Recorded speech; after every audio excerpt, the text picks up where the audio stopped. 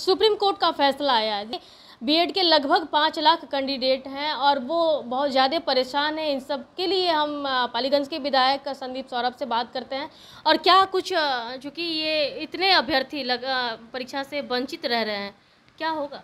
11 तारीख को जो सुप्रीम कोर्ट ने फैसला दिया उसमें हमें लग रहा है कि जो एनसीटीई है, केंद्र सरकार का जो एक संस्थान है जो शिक्षकों की नियुक्ति की नियमावली और बाकी एलिजिबिलिटी क्राइटेरिया को तय करती है, एक तो सबसे बड़ी लापरवाही उनकी है कि इन्होंने ये समय से इस बात का संज्ञान नहीं लिया। अगर डीएलएड अनिवार्य था प्राथमिक शिक्षक के लिए तो पहले से कहना चाहिए था।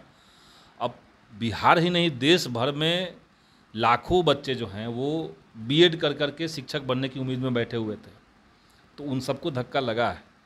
बिहार सरकार को उस गाइडलाइन के आलोक में बिहार सरकार क्या फ़ैसला लेती है ये तो सरकार को जल्द से जल्द अनाउंस करना चाहिए।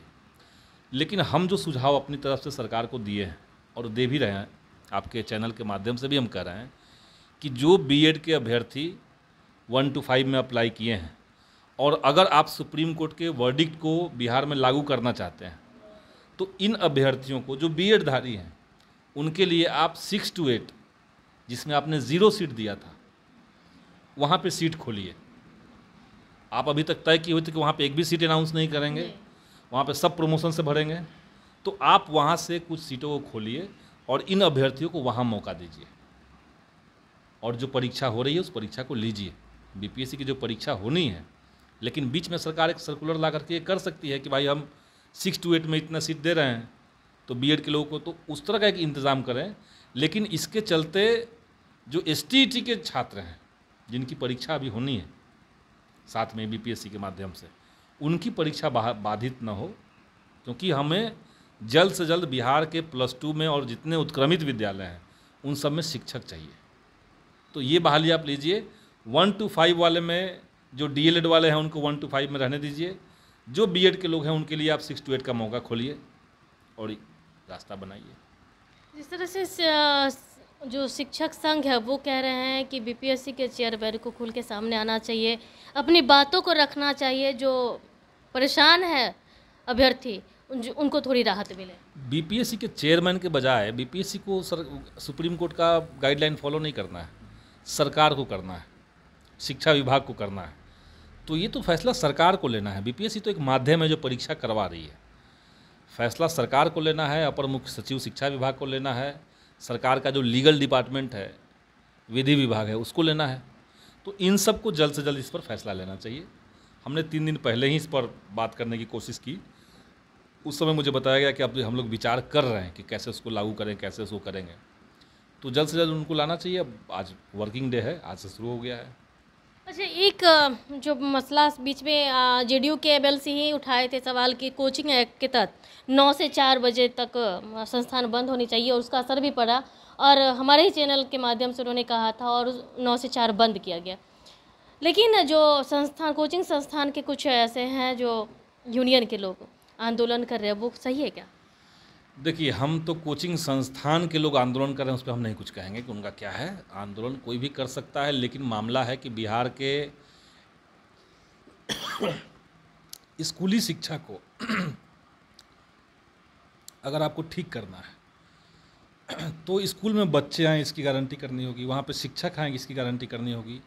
अभी जो हुआ है, कोचिंग का टाइमिंग बदल गया, उससे मुझे कोई दिक्कत नहीं है, लेकिन आपने कोचिंग को बंद किया और +2 में और 9, 10th में उत्क्रमित विद्यालय में आपने शिक्षक नहीं दिया। हमारे यहाँ पालीगंज में दुल्हिन बाजार प्रखंड का एक स्कूल है, दिहुली हाई स्कूल। अब वो राजकीयकृत उच्च विद्यालय है, +2 है, वहाँ +2 में एक भी शिक्षक नहीं है। 300 बच्चे वहाँ पहुँच रहे हैं रोज़ हंगामा चल रहा है। क्यों चल रहा है? क्योंकि उसमें से अधिकांश बच्चे कोचिंग में पढ़ते थे। स्कूल में टीचर एक भी नहीं है। अब कोचिंग बंद हो गया और स्कूल में टीचर नहीं, तो करेंगे क्या? जिस बच्चे का कोई 1 साल बर्बाद हो जाता है, कोई 1 महीना बर्बाद हो जाता है, उसको आप वापस नहीं लौटा सकते हैं। अब वो दोबारा से कभी +2 में नहीं आएगा। वो अभी जो +2 में है, जो 9th में बिना टीचर के स्कूल पहुंच रहा है, वो दोबारा से 9th पढ़ने नहीं आ रहा है। तो छात्र जीवन में, शिक्षा जगत में होता है कि आप जो समय खो देते हैं वो खो देते हैं। तो ये सरकार को इंश्योर करना चाहिए। आपने कोचिंग बंद किया, अच्छा किया, लेकिन उससे पहले आपको बैकग्राउंड की तैयारी कर लेनी चाहिए थी, हर जगह पे टीचर ला देना चाहिए था। बगैर टीचर के आपने कोचिंग बंद किया, इसलिए छात्रों को दिक्कत है।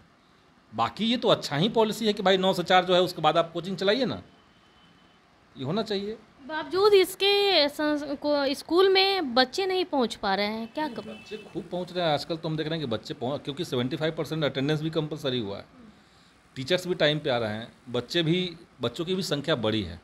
अब ये बात ज़रूर है कि भाई मान लिया जिस क्लास में जैसे 9th 10th जो हमारे यहाँ एक हाई स्कूल है चंडोस, हम तो एक एक हाई स्कूल का दौरा करके हम समझ गए कि बिहार में एजुकेशन सिस्टम में कहाँ फॉल्स है। अब उसमें 40 बच्चे ही आ रहे थे, एडमिशन 600 बच्चों का है। अगर 600 बच्चे आ गए तो कहाँ बैठेंगे, जगह नहीं है। तो ये भी आपको देखना पड़ेगा। तो इसलिए अल्टीमेट जो मांग हमने बहुत पहले कहा था कि बिहार में जितने भी सरकारी स्कूल हैं उन सभी सरकारी स्कूलों को अपग्रेड करके केंद्रीय विद्यालय के समकक्ष लाना, ये अगर आप कर पाते हैं तब आप छाती पीट के कह सकते हैं, छाती ठोक के कह सकते हैं कि हम क्वालिटी एजुकेशन दे रहे हैं बिहार को। उसके बगैर क्वालिटी एजुकेशन देना आप कह रहे हैं तो कह लीजिए, कोई दिक्कत नहीं है, लेकिन टफ चीज़ है।